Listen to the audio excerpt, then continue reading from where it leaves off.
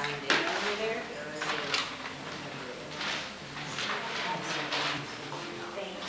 Thank you.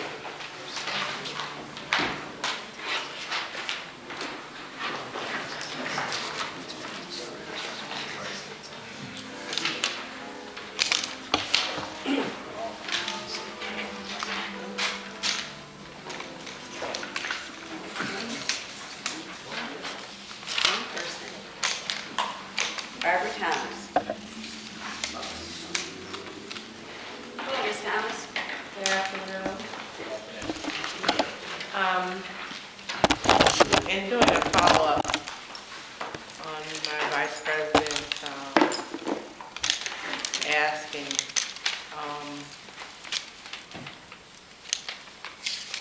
it is, I hate to think about doom and gloom for my city, and I don't.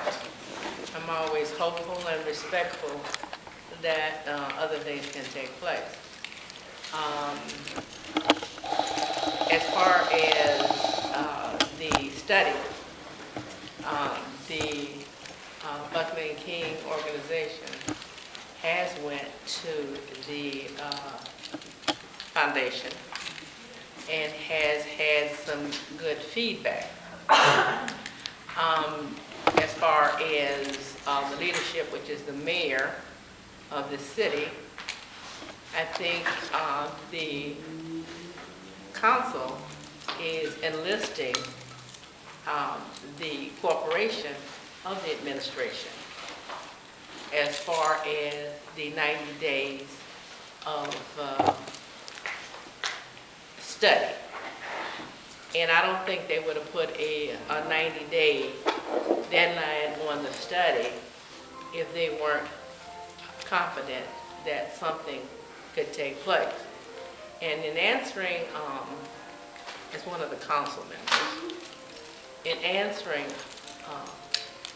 Ms. Fields'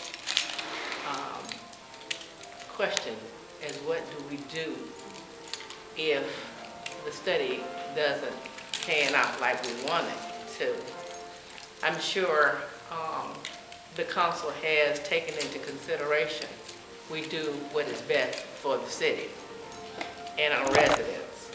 That is the answer. Also, I wanted to ask Tish, when you were talking about the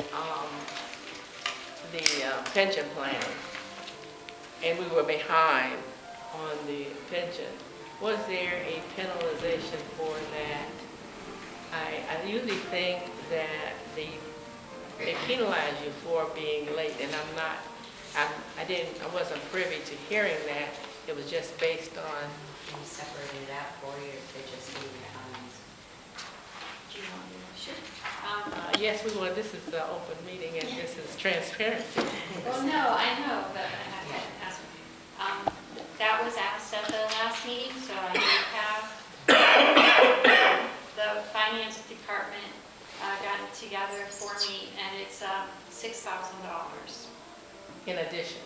in addition to the normal pension payment. Okay, so was that incorporated in the general fund, or did you pay it, or is it still hanging out there?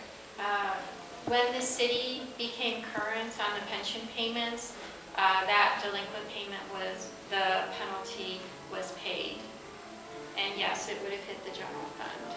Okay, so everything as far as the pensions are up to date as far as the penalization came into play? Yes. Okay. All right, also, Madam Chair, since there's nobody but me speaking. Okay. Can't give you 15 minutes. I'm not taking 15 minutes. The fact of the matter is that we have a lot of work to do, and I think I have to give credit that our council is working very hard to come up with different answers. We got all kind of programs within the structure of the council, and we are dealing with a program which is half I agree and half I don't agree. But anyway, we were trying to ask the merchants if they would consider putting money into having some of the potholes paved. It has been done over on St. Clair, where some of the merchants on that end went in and did $40,000 worth of pothole filling, if I might say. And I think that's what we're looking at. And I am in total agreement of doing that. I think that if the merchants are here, they should be contributing to the pothole, the merchants. So that is one of the things that the council is in total agreement with. And we're trying to come up with other creative ideas, but that is just a drop in the bucket. But it's telling the residents that we are trying to alleviate, we are trying to do something as opposed to relying on the administration who thinks solely of a merger. And sometimes you got to be creative enough to do what you got to do. Thank you, Madam, and thank the audience for their indulgence, and thank my Vice President. Thank you. I just have one more thing before I close for the day. Jack, who is this young man sitting next to you? This is Charles Ayahan. Charles is the chief accountant. Charles previously worked for the city of East Cleveland when I was here in 2012. Okay. And he resigned shortly after I left. And, Anything to do with that?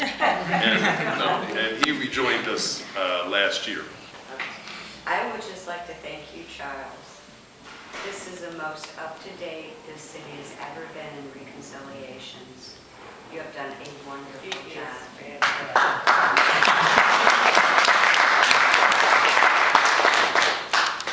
All right. If there's nothing else for the good of the order, I would ask for a motion to adjourn. Boy, I'll take that as a first and a second, I'm not sure which. And a voice vote, all in favor, aye? Aye. Opposed, same